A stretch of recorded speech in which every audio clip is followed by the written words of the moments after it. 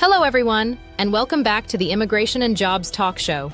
In the recent 2024 election, Kamala Harris's loss to Donald Trump has raised a series of questions about the future direction of American politics, the Democratic Party, and what changes might lie ahead for the nation.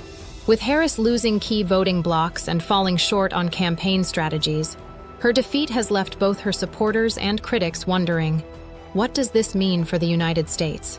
One immediate takeaway is the shifting political landscape within the Democratic Party itself.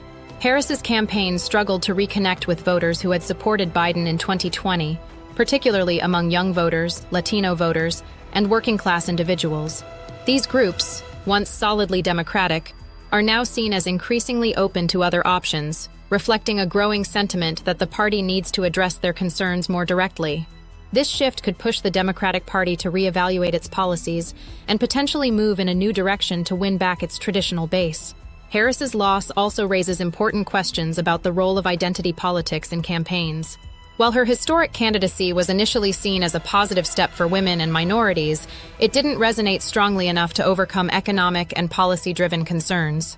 This outcome suggests that voters, though supportive of representation, are primarily focused on candidates' ability to address economic pressures, housing affordability, and rising costs of living.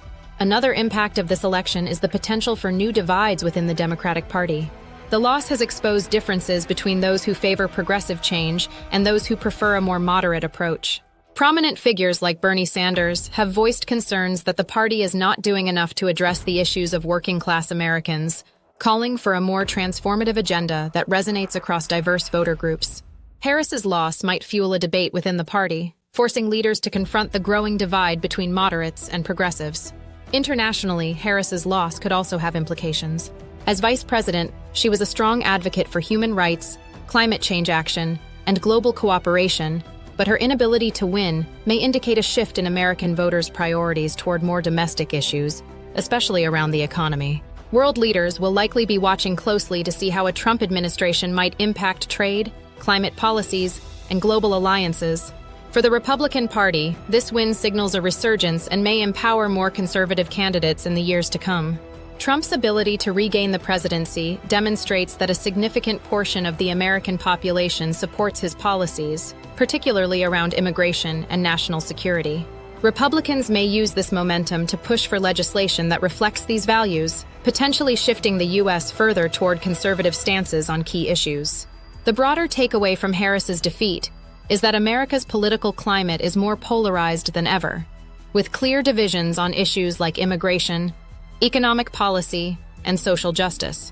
Voters seem increasingly frustrated with establishment politicians, and this sentiment is prompting both major parties to reflect on their agendas, their leaders, and how they connect with the public.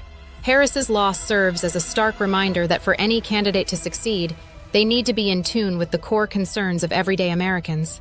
Moving forward, both Democrats and Republicans will likely need to reassess their strategies, recognizing that today's voters are demanding change that aligns with their needs and aspirations.